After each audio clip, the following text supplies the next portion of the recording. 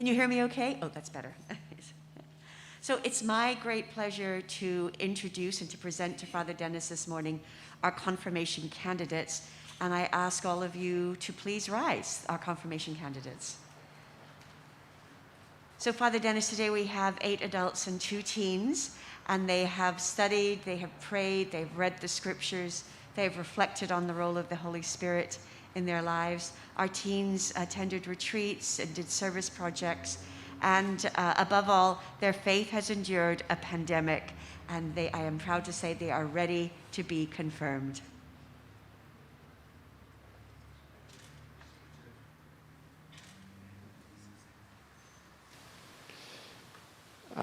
Having listened to the gospel this morning, you'll be aware of how often Jesus in his time was asked many, many, many questions.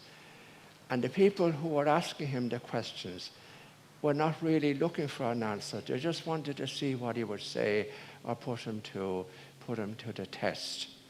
And even today, there's lots of people like that.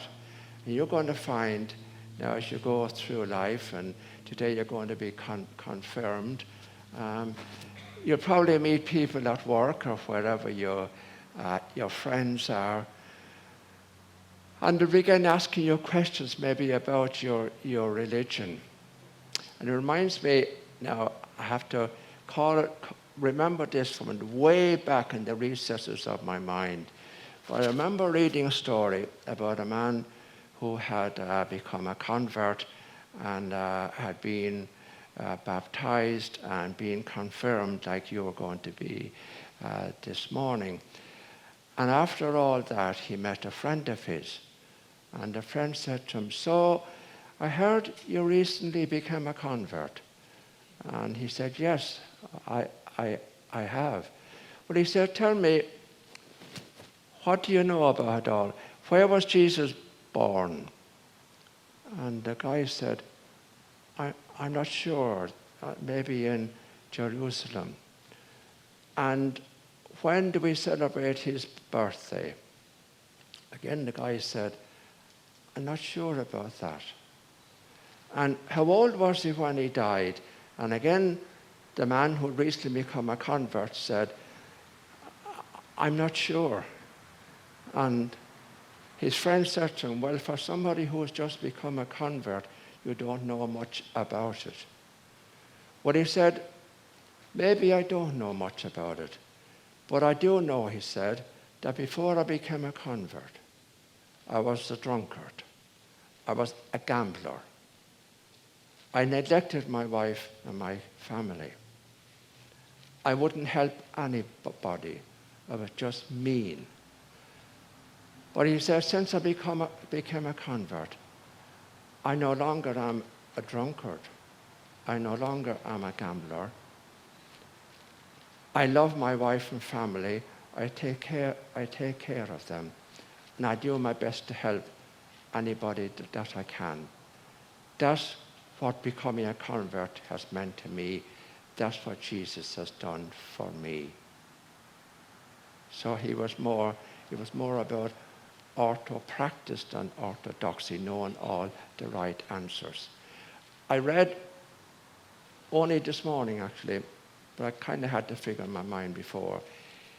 A Pew Research, people who inquire about religion in the country. Here in this country at the moment, 89% of people who are questioned asked a simple question, "Do you believe in God?" said, "Yes, I do." So 89% of people out there believe in God. Do they show that? Look what's happening in our country here today. People are so divided. Look at all the anger that we live in today, where so many people are eaten up with anger and bitterness and resentment. Yet 89% say they believe in God. It's not about believing in God.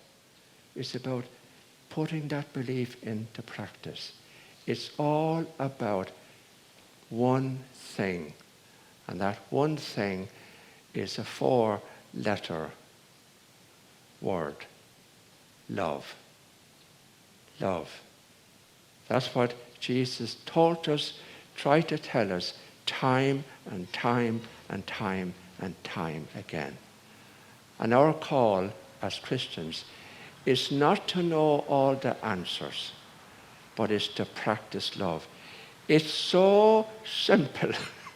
That's why we don't do it. And that sounds a ridiculous thing to say, but it's so, so simple. That's all we had to do.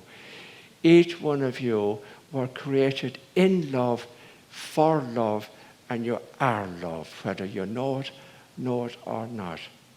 And I can look at each one of you here, and if I don't see an image of God in you or anybody else, then I don't know much about my faith.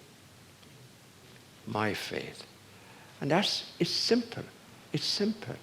It's not all about commandments and laws and rules, but it is all about love. And so today, you're going to be confirmed, strengthened. You're going to make a commitment to try and live that for the rest of your life. Live as a person of love. And share that love whenever you get an opportunity. That's simple, isn't it? And that's what it's all about. Simple. Now, so let's